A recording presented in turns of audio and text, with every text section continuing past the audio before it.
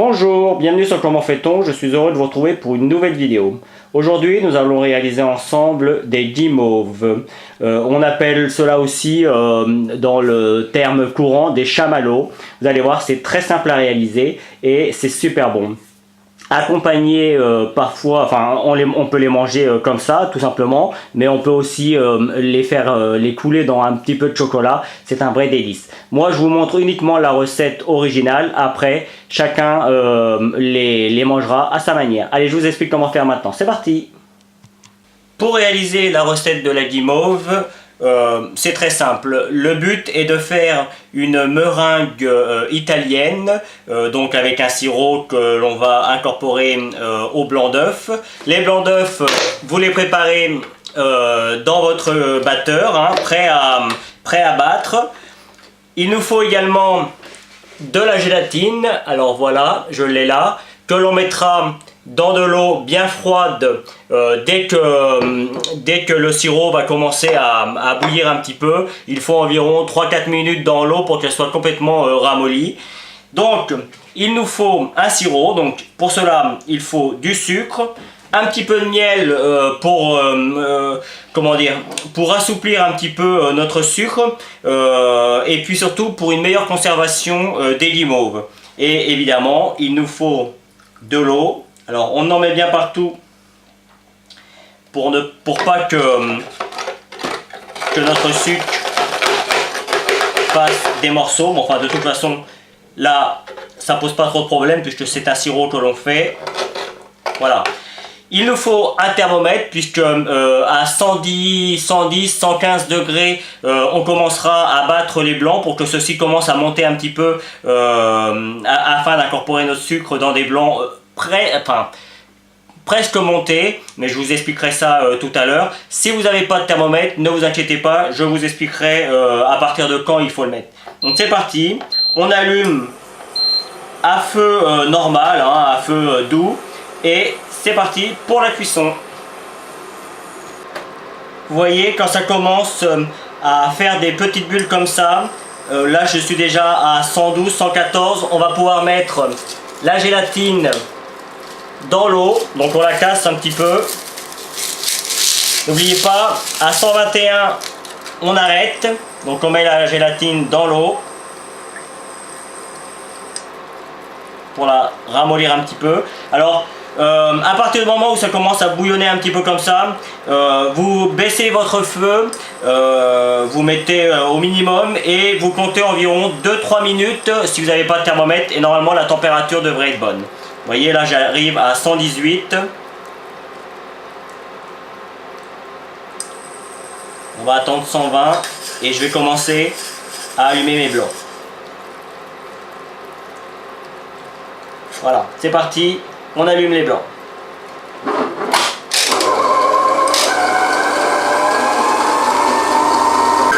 J'ai éteint, on va baisser un petit peu, j'ai éteint mon feu. Vous voyez, mon sirop est parfaitement liquide. Je vais essorer parfaitement ma gélatine. Alors on l'essore dans la main. Il faut qu'il reste le moins d'eau possible. Et moi, je choisis de l'incorporer dans mon sucre directement. Comme c'est hyper chaud, ça va fondre tout seul.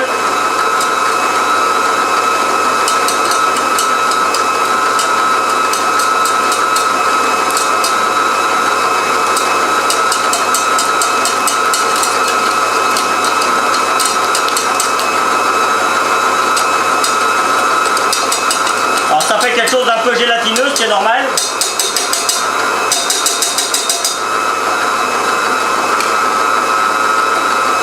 On va maintenant rajouter notre sirop à nos blancs.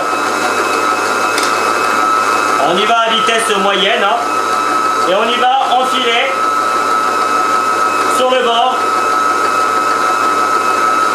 Alors j'espère que l'on va bien ce que je fais. Voilà. Donc, en filet, je disais.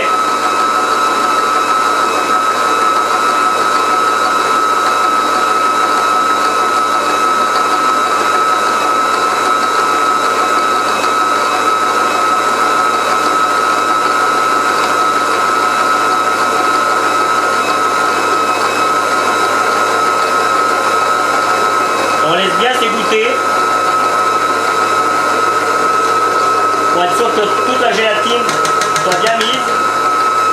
Voilà. On va maintenant laisser 1 minute ou 2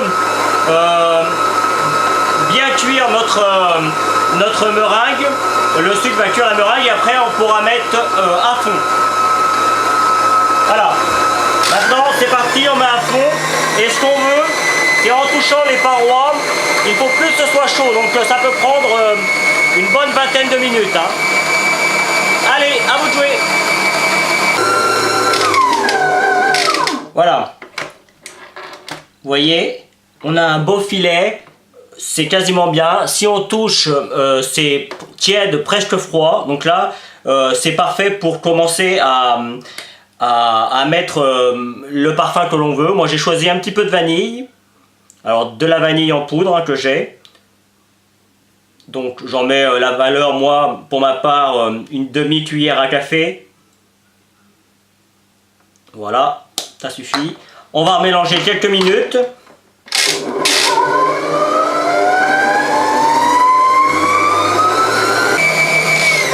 Voilà. Alors, pour ma part, je vais en prendre la moitié que je vais mettre dans une poche, vous voyez, avec une douille assez grosse, hein, de façon à faire des gros boudins. Mais comme je veux aussi en faire de la colorée, là je vais prendre de la couleur rouge, hein, c'est du colorant alimentaire, pour vous montrer qu'on peut la colorer de la manière dont l'on veut. Et je vais prendre une autre douille, et pareil pour vous montrer qu'on peut faire de formes différentes. Donc je prends la moitié et après on passe à la couleur. J'ai pris ma moitié, on va remettre notre batteur en marche. Je vais mettre 10 gouttes pour commencer.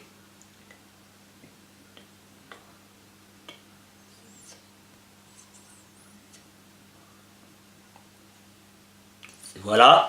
Alors juste une petite contre-indication pour les colorants alimentaires. Faites attention avec certains, comme le rouge, en tout cas le mien par exemple, il n'est pas tellement recommandé pour les jeunes enfants, mais en général c'est marqué sur le paquet quand vous l'achetez. Si vous pouvez acheter des colorants alimentaires bio ou en poudre qui sont faits à base de légumes comme la betterave par exemple, c'est vraiment mieux. C'est un petit peu plus difficile à trouver et surtout c'est beaucoup plus cher. Donc après, voilà. On évite, on n'en met pas trop. Et surtout on lit bien ce qui est marqué sur les emballages. Donc une fois qu'on a mis le colorant, on va rallumer.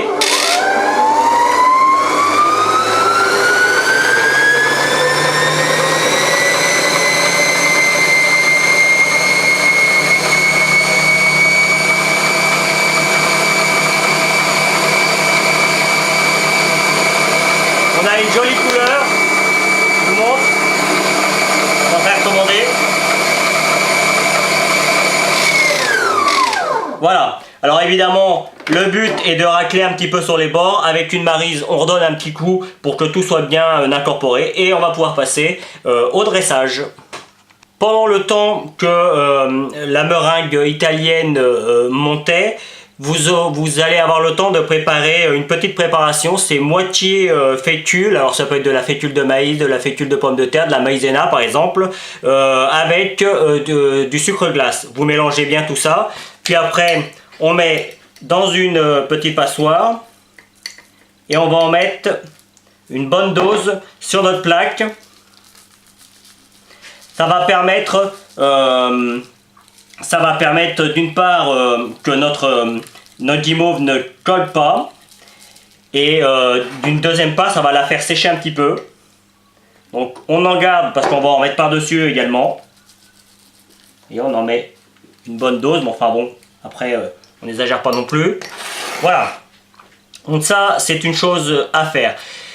Juste avant que je dresse, sachez que avec la pâte à guimauve, on peut faire toutes sortes de décors. Là, je fais vraiment des guimauves tout simples, mais vous pourriez faire par exemple, si vous avez des moules, des petits oursons en guimauve avec du chocolat. Vous pourriez faire de la décoration pour vos gâteaux. Enfin bref, tout est ouvert. Je ferai certainement une nouvelle vidéo où je vous montrerai comment on peut faire des décors un petit peu plus sophistiqués. Voilà. Donc maintenant on va passer au dressage. Donc, je vais me mettre comme ça pour que vous voyez On va mettre un petit peu plus loin, voilà, pour que vous voyez ce que je fais. Et simplement, on va quand même faire des trucs assez gros. Vous voyez, on fait des gros boudins. Alors bien évidemment, on les découpera par la suite hein, pour avoir ce qu'on veut. Alors je vais en faire un deuxième. Et puis je vais vous montrer que si on veut, on peut faire des individuels. Voilà. Je vais faire des petits individuels à côté. Hop. Vous voyez, hein, ça permet de pas accrocher. Après, c'est vraiment le choix de chacun.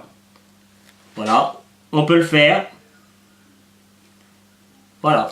Évidemment, avec le rouge, on fait la même chose. Sauf que moi, je vais choisir un décor un petit peu différent, là, sur le coup. Vous voyez ?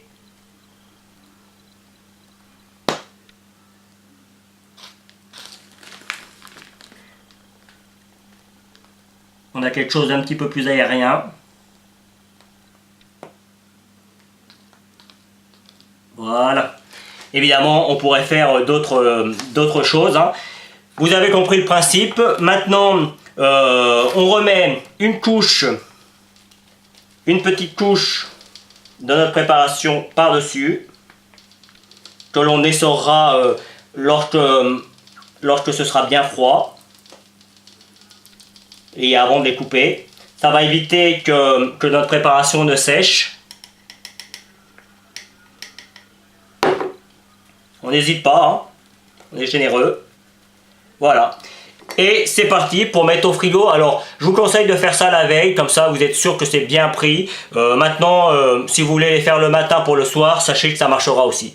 Donc c'est parti pour au frigo, au minimum 4 heures. Hein. C'est vraiment un minimum. Sinon, toute une nuit, c'est vraiment parfait. Voilà, cela fait 12 bonnes heures que c'est au frigo. Vous voyez, on peut les prendre sans aucun problème. Donc maintenant, ce qu'il reste à faire, on peut les décoller. Hein. Pour l'instant, on ne touche pas trop à la fécule et au sucre glace qu'il y a dessus. On va les découper. Alors les découper, c'est à la taille que l'on veut. Moi, je prends avec un ciseau, mais on pourrait le faire au couteau. Vous voyez, on fait de la taille que l'on veut. Alors là, je fais cela.